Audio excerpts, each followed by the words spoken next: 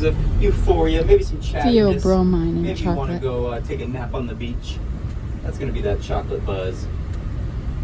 And so I'm not going to tour guide you guys too much on the way back. I know you've been hearing me talk for a while now. But if you guys want any recommendations for places to see, things to do, places to eat, let me know. I don't mind sharing some of that information. What was the name of that? Theobromine. Bromine. Is Betty's still there? Yeah, Betty's is still open right on Front Street. Go get that mahi eggs Benedict in the morning. Question about the fields here. Yes, sir. So there's an awful lot of very large boulders. Yep. And that was, you don't see that down in the fields. Right. Catalunya. So those are going to be rock walls. Yep. Built Because by. they got scattered during the process of the cane growth. Yeah, right. So that who knows how long ago those were built, right? So they've seen a little bit of time, a little bit of history. You'll see a lot of like random rock walls here in Hawaii. The Tongans are very good at building with rocks. That was to show whose property The line soil was. Yeah, right. all in this area is just rock, right? Yeah, it's a lot of that rock, a lot of that just straight red dirt, that high iron dirt from the volcanoes. So how good is the soil for the cocoa The beans? soil here, right here, is trash. So the sugarcane companies took all the nutrients out of the soil, left it completely barren, nobody cared for it. So this soil is super depleted.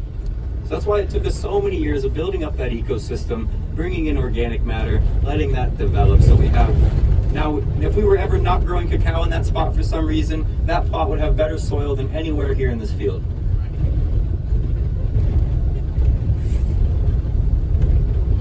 If you go for a hard bump, you're gonna hurt yourself. How are you situated in case of fire? Pretty not great. So we just had this big fire up here a couple months ago. It pushed right up to the road here. I live just on this road, Lahaina Luna. You can see my house down there. And yeah, it pushed flames towards our house for a few days. Pretty scary stuff. And then in 2018, we also had a big fire that actually took about 15% of the production on the farm. And so that also took down that big monkey pod tree. So we saw that sink back there at the bathroom, that nice burrow. That was from that monkey pod tree. Also, our door at the factory is from that same monkey pod tree.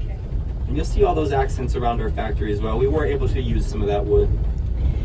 What is What's the fire is this up here? around the farm? Yeah, so we have our watering system, right? So if we needed to fight fire, we could fight fire. But as far as like firefighting here in Maui in general, they don't have a lot of resources. I was watching them fight this fire up here, and they were taking 3 of the smallest helicopter buckets I've ever seen in my life.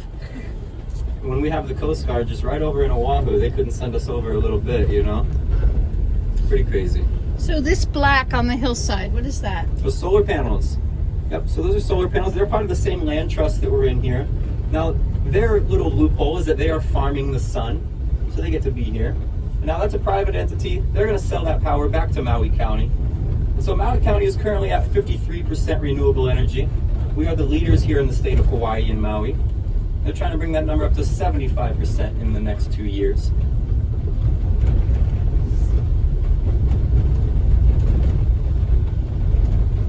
Before the sugarcane companies were here, Yeah, was this a treed landscape or is this what it looked like before? it's kind of always looked like this. Lahaina means land of, it's like land of the sun, or no, I'm sorry, eternal sun. So, it was never really a treed jungle. Nope, this is the microclimate down here. We got this low-lying desert. And it's crazy. So out of all the microclimates in the world, right, I think there's like 10 or something like that, 13, Maui has all but 2 of them. So you could drive 10 minutes, 5 minutes here in Maui and be in an entirely different ecosystem. You go from jungle to desert just like that. That's what makes Maui so biodiverse, right? We can grow so many different things here. You can even grow apples and cold weather things like that up at the base of Haleakala, up country Makawao. How come the grocery stores don't have local produce? They've only got the apple bananas Tell me about it. and the mangoes. That's the only thing they had. Yeah, so there's not a lot of, most of our food, it's kind of like the imbalance here in Hawaii. That's one of the big problems and why it's not sustainable here. There's enough land, there's enough nutrient, there's enough fertile land here in Maui to feed all of Hawaii, but they just keep importing fruit. They're bringing in bananas and mangoes from Ecuador, Mexico. It drives me crazy to see an Ecuadorian mango in Maui. And so who knows, right? Capitalism, they're not allotting the resources properly. Farming is not as big here. And that's what happens when you take an entire society and make it a tourism industry, right?